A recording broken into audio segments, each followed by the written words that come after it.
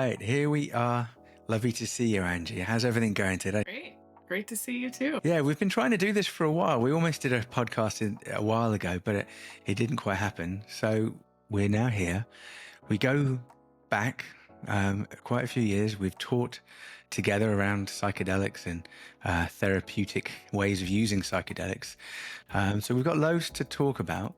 I think a nice place to start is your life in Arkansas. So prior to meeting you, I'd never heard of Arkansas, I don't think. And I didn't even know how to pronounce it because it's Arkansas. So I've learned a lot from you. So, maybe just tell folks about your life in Arkansas and also before you got there. Yeah, absolutely.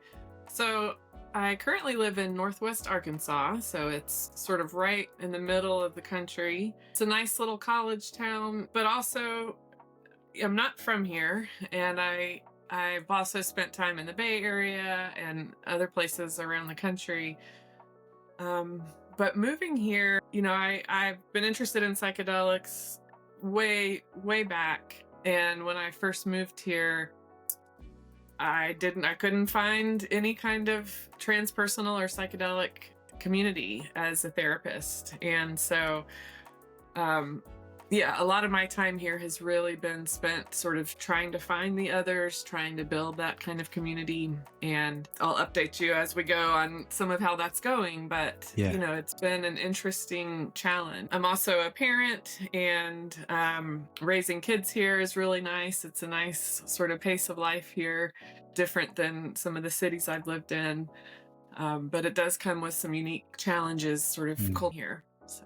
And I'm really looking forward to hearing about your Hollis Collective and how you are using ketamine in your private practice. Before we jump there, Angie, I'd like to just get a sense of how psychedelics entered your life personally, in whatever way you feel comfortable just sharing that. Like many people, I had an opportunity to experience psychedelics earlier in my life, and as a teenager, got to have some experience. So luckily everything went well, but I really didn't know what I was doing, and I didn't have any support coming into these experiences, but they made quite an impact on me. And I'm not sure which came first, but I was interested in issues around psychology or consciousness or even philosophy, like how do we make sense of existing and suffering, and what happens when we die, or who are we really? All these kind of big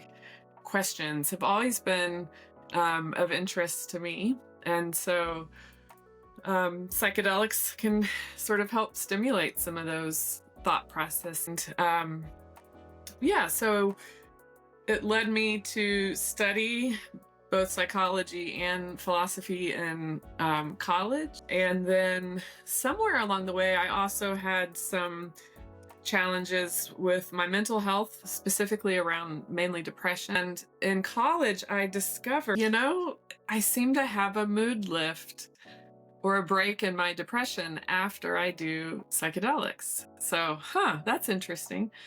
This was way before I knew anything about them being, really applicable towards mental health indications, but I sort of discovered it firsthand experientially. Then things got a little more complicated, and I had a big sort of psycho-spiritual crisis with my mental health. And after that, I stayed far away from any psychedelic exploration. I really needed and wanted grounding and stability, and I didn't want to stir things up for quite some time. Then fast forwarding several years in grad school, that was where I began to hear about the psychedelic renaissance and research and mental health applications. So my grad school experience was at CIIS. So really continuing to explore this transpersonal, integrating psychology and spirituality or philosophy. And I had no idea that psychedelics would eventually sort of come back into the mix in that field. So it's been quite a journey, a lot of twists and turns. And eventually, started hearing about the research and opportunities to get involved. And thanks, Angie. There's quite a lot in common that you and I have. It's really good to hear that again. Definitely the mental illness piece and psychedelics helping. But I also went through a phase where I didn't have psychedelics for a number of years because I was worried what it might do, because I didn't know, there wasn't the research, it wasn't publicly acceptable, there weren't really protocols known. For me, my depression was linked to a few different things, but one of them was incredibly complex, very deep questions Yeah. that I was asking myself for answers that I simply couldn't make sense of. In a sense, we could say they were transpersonal experiences that I was having within my own consciousness, as well as, non-ordinary states of consciousness. A lot of these are questions of, meaning and existence, Right. and identity, and just the complexity within ourselves. And sometimes I think that depression, whilst can be really, really hard to get out of, it can also have some kind of almost like a golden shadow aspect to it, like some kind of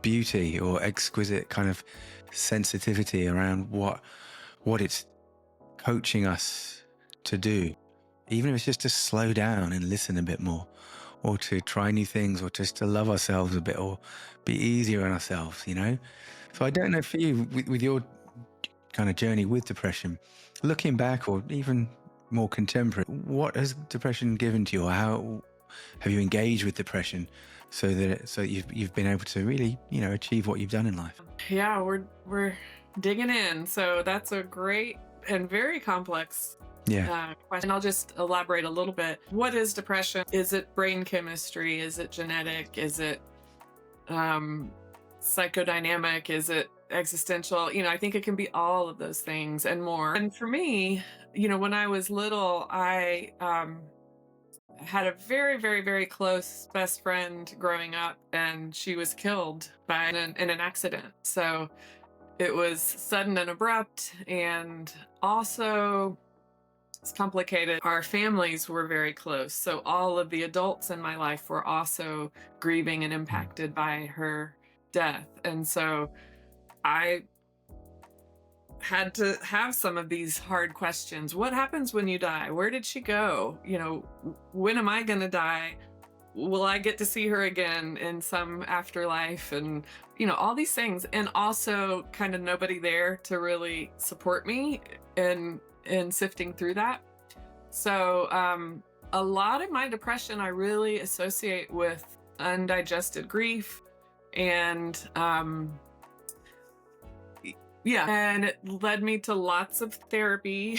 So lots of opportunities to engage with an attempt at healing or resolving this unresolved grief. And then I think also, having my heart broken in that way over time, I think I have developed a bigger capacity to go to really, really deep places with people, and to be able to hold a lot of pain and a lot of suffering that people experience. So yeah, it's driven me to heal. It's like if I'm struggling and crying every day and can't stop, it's like I need to figure out some way to do this better so I can live. And tried therapy, tried meds,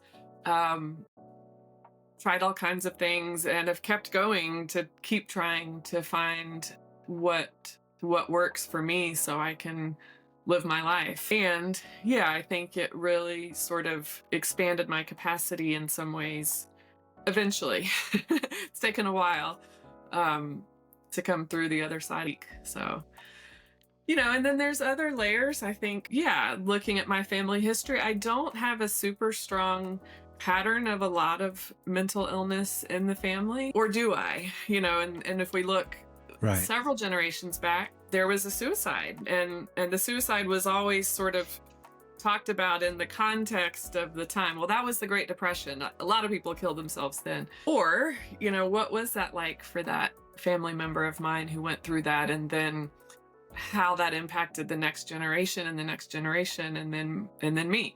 So some of my psychedelic work has led to unpacking or, exploring some of that. And then I'll jump ahead again to more modern time. I've tried antidepressants, and they helped to a degree, but they didn't help resolve, who am I really and what happens when we die and those deeper questions. And they also came with some side effects and some negatives. So, Yeah.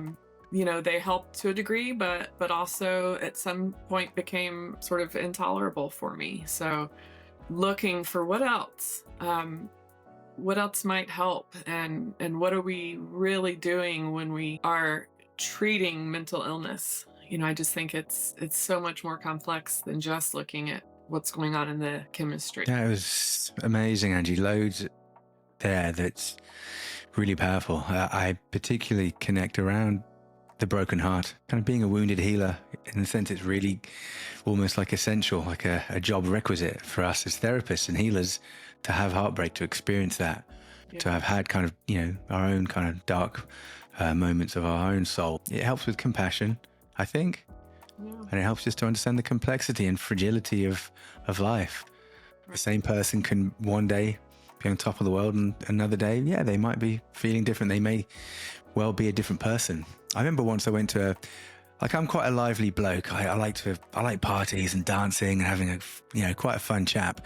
But I remember going to this one kind of little garden party, friend having a barbecue, and I was depressed. I'd been depressed for a few days.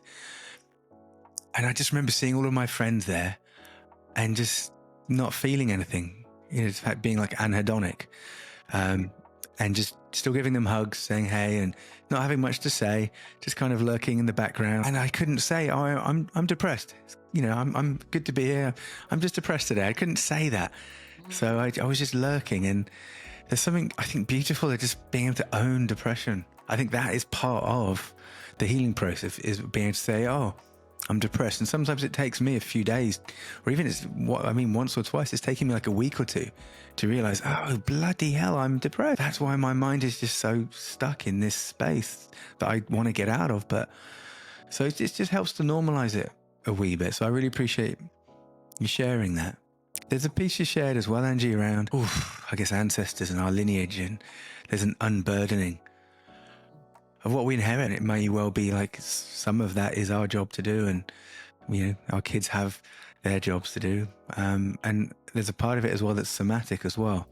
So you do more trainings and retreats and conferences than anyone I know. You are amazing at just like constantly learning and developing and growing, and I guess asking questions, about how to go even deeper. Maybe it's nice just to talk about the somatic piece from a healing potential. And from my end, just briefly, that was revolutionary, just realizing that I had a body and that, I could trust it, and that there was a lot of kind of wealth there to help me heal and understand, and in a sense, just turn down some of the intensity of my thought. Yeah, I do a lot of training. So I've completed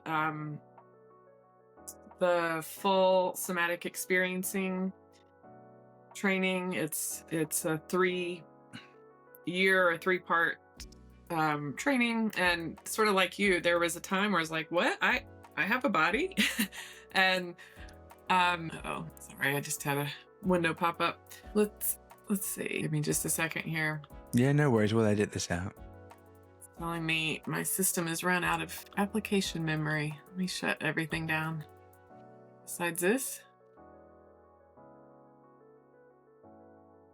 Mm-hmm.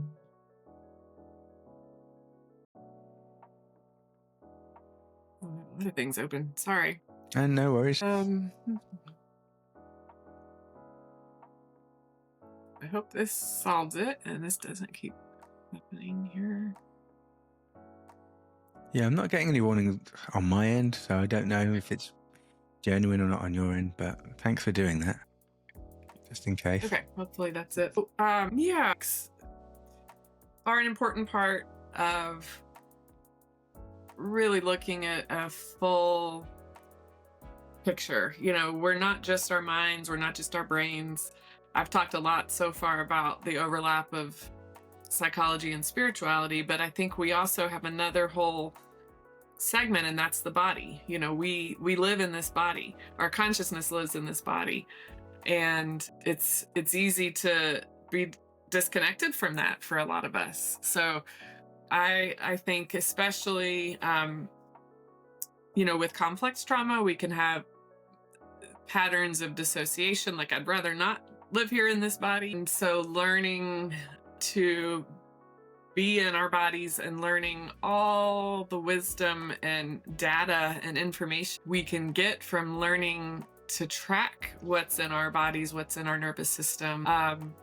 And a lot of things that have sort of DSM diagnoses, if we can apply understandings somatically, just looking through a different lens. So like, could depression also be somewhat of a shutdown, or let's see, what's the word I'm looking for here? Yeah, going into freeze, for example. Fight, flight, and freeze. And freeze is a natural response to threat. If we can't fight it or outrun it, then we need to play dead to escape and to survive. And that playing dead can look like our whole system shutting down and becoming depressed or dissociated. So versus like, can we track feelings of aliveness? And what about that fight or flight energy coming up? That can feel like anxiety or agitation, or anger. And it also might be an important aspect of our aliveness and having healthy boundaries or healthy assertiveness or the ability to survive threats. But if we're uncomfortable with that energy, we might push it down or suppress it or repress it. So just learning how to track what's going on in the nervous system and using the wisdom that's in our bodies to help navigate, how we can heal and be alive and be embodied. So that's been a nice addition to the toolkit that I didn't realize I was missing. Yeah, well said. It's hard to know what we don't have when we don't have it. Similarly with psychedelics and the potential that they have to help people, it's just so different to just standard talk therapy, doing cognitive behavioral therapies. It's really, I think, a paradigm shift. And yes, right now the only kind of legal psychedelic medicine is Spravato, that's kind of available in much of the world. And ketamine. There are so many other compounds that are being researched right now that will soon be used for so many different conditions, not just psychiatric conditions, but even quite a lot of pain disorders that I'm seeing, eating disorders, ocular degeneration. There's trials with that. Just so many different ways that it helps folks. So I wanted to check in with you around your experience using ketamine with your clients. And I don't know if you've got personal experience using ketamine to treat your own depression.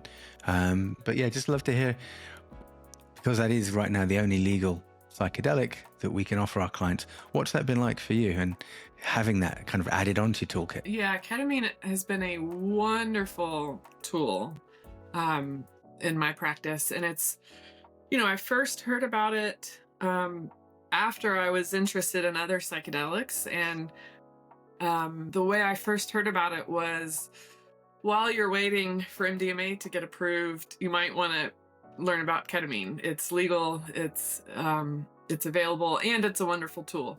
But first and foremost, it's legal and available while the others aren't. So I almost heard about it as this sort of, consolation prize. Like, it's good enough, but it's like actually can be a wonderful and amazing and beautiful tool. And it's known for its robust antidepressant effects. Another time I reference as one of the first times I heard about it, I think it was on NPR, and they were talking about using it in an emergency room setting for almost immediate relief of suicidal ideation. So people coming in actively suicidal and of course needing, to be evaluated for potential higher level of care or starting on antidepressants, but an immediate relief of that is pretty remarkable. Yeah. And I mean immediate, and that's been my experience as well.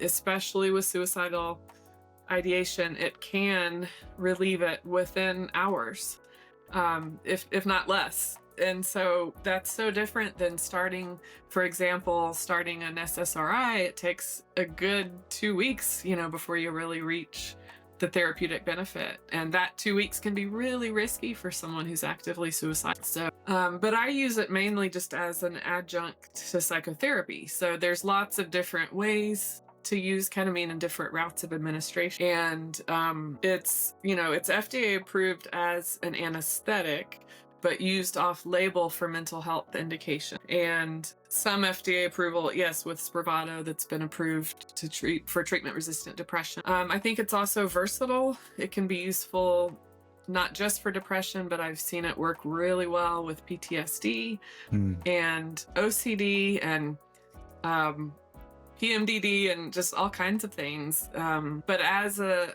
therapist, I really just see it as a catalyst to therapy. It helps deepen the therapy process. I think it helps relax psychological defenses and protectors, drawing from IFS language. And people can just get to the content easier. And I do a lot of integration work as well. So it's not just administering the medicine, it's really within the context of therapy. So I've seen it just be a really beautiful tool for catalyzing the therapy process and bringing symptom relief and improvement. Sounds awesome. Yeah, I can hear it in your voice how awesome it has been bringing this into your work. Amazing. And you're saying there's different routes of administration. The one that you're using with clients is the kind of oral, the lozenge. Yes. Is it the kind that dissolves or the swishes around in the mouth? Yeah, so we use troches, which are these sort of waxy lozenges, and it's absorbed through the mucosa in the mouth, so you have to hold it in your mouth while it dissolves, and then it's absorbed that way. So it's and we're moving to a new formulation that's called a RDT, or rapidly dissolving tablet, but it's easy in the sense that the client can self-administer it. In my scope of practice, I can't administer medicine, so they pick it up from the pharmacy, they bring it to the office, and they self-administer in the office. We don't need a nurse, to start an IV or give a shot, which are some of the other routes of administration. So it's convenient to be able to work with it that way. A little bit cumbersome having to deal with holding it in your mouth, and the taste is a little bit obnoxious as well. So there's that. But yeah, we use lozenges within the context of sort of an extra long therapy session.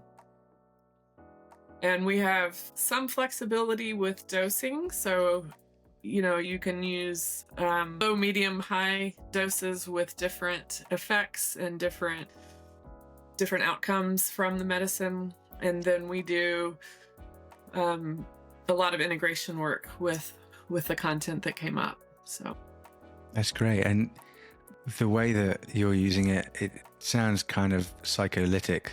So it'd be nice to tell folks what that is. And just to add on, part of how you described it is that ketamine helps your clients to drop their defenses, and I sometimes think of it like a force field gets lowered, and there's also this part of us deep inside that some people call the inner healing intelligence. It kind of gives that part of us permission to be more prominent, to help us find where's our treasure, where's our pain, and where's my wisdom, where's my love. And where does that go next, in the therapy session, but also just in my life? Where does that need to be placed? And how can I use that to help me more in life? So I see it as kind of, it lowers the force field from the outside, but then it conjures up from the inside as well. yeah. This kind of wise, loving part of ourselves. So yeah, maybe just feel free to riff on that, Angie, and particularly around, this psycholytic-esque model that you're using. Yeah, very well said. And we use dose ranges that range from psycholytic all the way up to psychedelic. And what I mean by that, in the psycholytic meaning loosening the psyche or lowering those defenses. And so everybody responds differently as well. We start with sort of a weight-based guess of a starting dose Hmm. based on drawing from the research that's been done, but it's not always weight dependent. So I've had little bitty people that seem to need higher doses to really get the effects we want, and I've had larger people that really need much less dose. So we work within a pretty wide range, and we're very sort of client centered. So different people have different responses and different things they're working on and different processes. A more rigid defense system may need higher dosing to break through that. And or we may even go into a lower dose and see if we can work more consciously. So when I use the term psycholytic to describe a dosing strategy, that to me that speaks to a really low dose where we take the medicine and then stay relational. And so we're able to use that loosening, but we're still in process together. Now, we also use more of a psychedelic dose range where they take the medicine and they go inward, and we're not talking for the bulk of the time where they're on the medicine, about 50 minutes. And then we talk when they come out of the medicine. And so that's where we have that time to sort of work with that, extra lubricated psyche, and they can access more of that deep inner wisdom and inner healer. I'm also trained with IFS, and we might call that self energy as well. And I got to do a training specifically with Dick Schwartz, who's the founder of IFS. So we really got to play around with that model with ketamine on board and learning how that can really work with softening protectors and helping catalyze our access to that capital S self for that inner healing wisdom. So, yeah, I'm a little all over the place here, but I think there are different dose ranges and we can call them different things, but it's very versatile. I also like to use psycholytic dosing in a group process. So, small group, low dose, and everybody takes it and goes inward for a little while, and then we come out and have a group process where people share what's going on, and you can hear things from one person, and it can stimulate your own process as well. So the power of the group can really help catalyze healing as well. So yeah. Great. I'm really jealous you're doing all this work. It's brilliant. Well done, Angie. Yeah. Another part of what you are doing professionally is working on some clinical trials with psychedelic drug development companies. So I'd be interested to hear your thoughts on what those compounds are like to work with, how you're seeing it affecting the patients in the trials, and maybe even just talking about how your role is different working in a clinical trial, which is, just for folks that may not know, it's kind of a very rigid, methodical, systematic, kind of manualized, regulated way of working in basically to determine whether or not a drug is safe and effective, and then can therefore go to market. So it's very different to doing real world practice with clients with medicine once it has been approved. So just lots of questions there. I know. Feel free to start wherever you want around that work you're doing with clinical trials. Wow. It is so interesting. I'm so glad to have the chance to do that work here in Arkansas, for one thing, and to just be a part of sort of helping move that forward. That we want these compounds to be available and to be approved as medicines, and to learn, are they safe? Are they effective? What's the effective dose? What's the effective strategy for how to work with them? And there's so much to explore, and to do it with clean science. What are the mechanisms of action? What are the protocols? So having a really structured protocol is really necessary as part of the scientific process. And that's so different than how I work in my private practice. So one of the trials I've worked on is with 5-MeO-DMT for treatment-resistant depression. And as many of you may know, that's a very intense medicine. It's very short acting, but it's very, very, very intense. And so supporting somebody going through that kind of experience, I believe psychological support is really important for somebody to have access to. And yet we're not doing, deep psychotherapy with them. So really learning different roles in terms of what I can do and what I'm not doing in that role. I'm also not seeing them very many times. We have a handful of preparation sessions and the dosing, and then a handful of integration sessions, rather than seeing them, every couple weeks for a long time. So that's been interesting. And then also with, I think many of us in this field really understand the importance of set and setting and how that can impact somebody's experience. So do we want people having these experiences in a hospital bed with IVs and blood pressure monitors hooked up to them, while they're blasting off? And in the real world, probably not, or maybe so. I don't know. Do we need all those things to help ensure safety or not? And right now they're really about data collection, but my role also has been really trying to help our site understand that importance of the setting and keeping the setting peaceful and calm,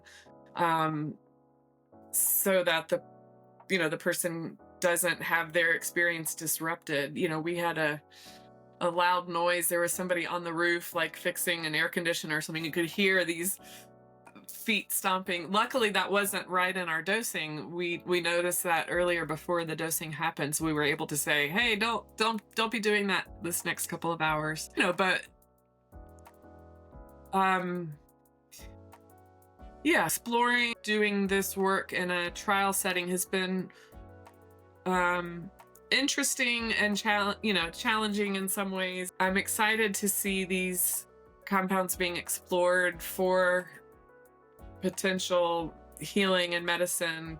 And I'm also aware it's just one setting. There are lots of other ways to do these, but I think the importance of the scientific inquiry to try to really define and figure out what are the best protocols and what are the best practices for using them. And they seem, it's interesting. We're supposed to be blinded by design, but it's really hard to do that. That's one of the real challenges in clinical trials.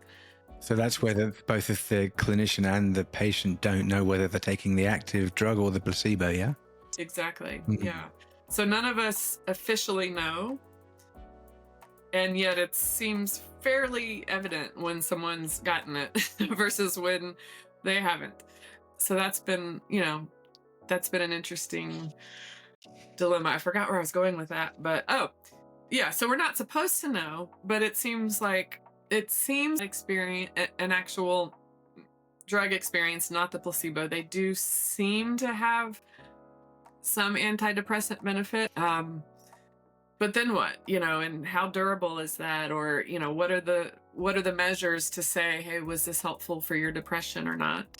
And is it about the chemistry? Is it about some sort of transpersonal or spiritual experience that they had on the medicine? So it's really interesting just seeing, does this work? How does this work? Why does it work? I think we're going to begin to answer some of those questions, and some of them, as any good researcher says, let's investigate further.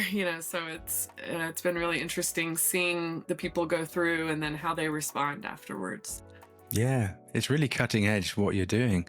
And I love, as well as we're talking about this, I'm remembering that you were saying at the beginning, Angie, that when you were first doing your kind of academic studies, you were really interested in philosophy and spirituality. And lo and behold, probably 20 odd years later, these questions that we're asking or we're helping our patients to answer are profoundly spiritual and philosophical, epistemological, really about the meaning of life. Or, wow, what was that I just experienced? Or how do I make sense of that?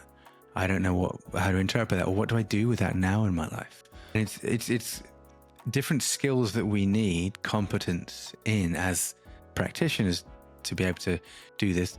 And at the same time, I think as therapists and clinicians, we should all have these skills anyway, whether we're working with psychedelics or not. We should be able to go there with these profound questions, and to have that open-mindedness for a client, a patient, to be able to voice anything without fear of judgment, even if it doesn't make sense, or especially because it doesn't make sense. This is the place to bring that in.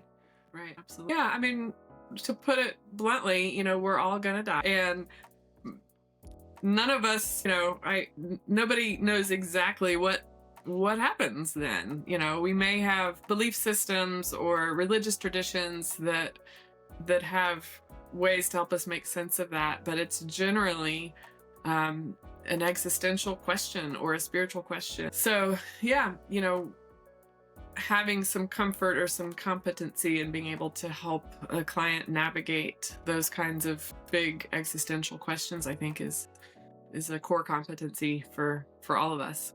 Yeah. There's another core competency that I feel like you're really good at, and that's peer support and having like a community of practice. Yeah. So it's not just, Angie on a solo mission to save the world and heal everybody single-handedly in Arkansas. And that's, I guess, where the Hollis Collective comes in, is that, you have that community and that circle, but you're also helping others. You're creating and kind of that ripple effect of circles of people helping each other offer these services, because it takes a lot out of a person, like to be a therapist, but especially doing psychedelic therapy, like to be that finely attuned to your client for hours, to really go into the deepest, most complex parts of the psyche and the soul. It takes a lot of energy, and it's complex. So yeah, tell us about why it's important for you to have a group of peers that you're learning and growing with and supporting each other through the process. Yeah, I love that question. Yeah, first of all, it's lonely to do this work alone, and lonely doesn't feel great. So that's one. But yeah, I don't know all the things, and I don't know what I don't know. So having blind spots can be dangerous. If we are acting out of a blind spot, I think we can inadvertently get into some tricky places, potentially even causing harm unconsciously. So one of the things I love about working together is we all bring different lived experience, different life history, different trainings. So right now, one of my close peers is on track to become a Jungian analyst. And so I keep hearing this Jungian perspective, which I've dabbled in, but I'm not on that track. And so I love learning from hearing her perspective, and developing a safe container. Just like we create a safe container for our clients, I think we as therapists also need safe containers to explore what comes up for us as we do this work. And that might be feeling challenged by a case or feeling triggered by a case, having what might traditionally be called countertransference or a strong reaction. It can be helpful to have somebody else help me explore what's going on there. Or even when we're triggered by each other, I look at triggers as, oh, there's something in here that's unhealed or unwhole, or, if we can consciously say, what's going on here? That just really upset me, or whatever the reaction may be. If we have a safe, intentional container, we get to process that and say, you know what, I don't want to act out of a reactive place. I'd love to act from a self-led place. So as I notice these triggers and can process them with peers, I think it helps us heal and grow and learn together. So again, first moving here, there weren't any transpersonal therapists that I knew of, weren't any psychedelic interested therapists that I knew of. So I started years ago. I was invited to give a public lecture on psychedelics, and I was terrified to sort of come out about that at the time, and then I did, and I presented on, here's the research that's brewing and bubbling, and so many people were interested. And so from there, people started reaching out and said, I want to learn more. And so over time, sort of developed this community of peer. We can train together, we can consult together, and now really creating sort of a co-op shared working space where we get to work together and staff our cases and share resources. Like, one of the key pieces that I need in order to do ketamine work is to have a prescriber. I do the therapy, but I need a physician or a nurse practitioner to actually prescribe and evaluate and monitor the medication. So finding an MD who's understands this work and is willing to work collaboratively that way has been one of my biggest challenges. So now we have a prescriber on board that's working with us, and we staff cases with, and we work collaboratively together. And then we do trainings and consultation groups. And, it's just really nice to feel supported and connected with others doing this work. Yeah. So looking at Arkansas, there's bright times ahead. That's going to be an amazing hub of healing and community building. What about more globally, like nationally, internationally? What brings you hope at the moment, Angie, looking ahead, the future of mental health treatment and also psychedelic therapy? Yeah, well, before I talk about the hope, I want to name just the heartbreak around the FDA's decision not to approve MDMA assisted psychotherapy this past summer. We all hoped and believed that was just about to be approved, and so many of us have been just waiting for that to be available. The fact that it wasn't approved, I think, why not, and what do we need to do about it? And so maybe the slowing down gives us more time to make sure we're doing this well. And we haven't talked much about the risks. There are risks to doing this work as well. Even with ketamine, it's a very safe drug for the most part. But, when people's process is stirred or when their defenses are lowered, sometimes things can get worse before they get better, or look worse or feel worse on the way to getting better. And so what are our systems for support and integration for the cases that are more challenging or more disruptive? And I think we can look at that on a macro level as well. Psychedelics aren't for everybody, and we really do need to learn best practices for how to integrate these into society and our healing community. I also think there are a lot of problems we haven't figured out how to solve yet. How are these going to be accessible? Right now they tend to be quite expensive. They're labor intensive with that many hours of therapy, and they're generally not covered by insurance. Spravato being a wonderful so how are we going to make sure that people that need these or could benefit from them have access to them? How are we going to really train and support the therapist in doing this work well? So I'm excited that we have more time to keep working on solving those problems. I think there's also some really interesting things going on with decriminalization work as well. A lot of, especially plant medicines, people can grow mushrooms. Why does it necessarily need to come through a pharma route when people can go pick them out of a cow pasture and take them? Yet there can still be risks associated with that as well. So we have a decrim effort locally, and I've been advising them somewhere. We're building infrastructure for integration support. So I'm training other therapists and working with some of the people rolling that out to really make sure we have good support in place for integration. If there are cases that people have an adverse reaction to, they know who to call to get that support. And I think that's happening everywhere. Right. It's happening here. It's probably happening in small towns everywhere. And of course, some of the bigger cities have a little more.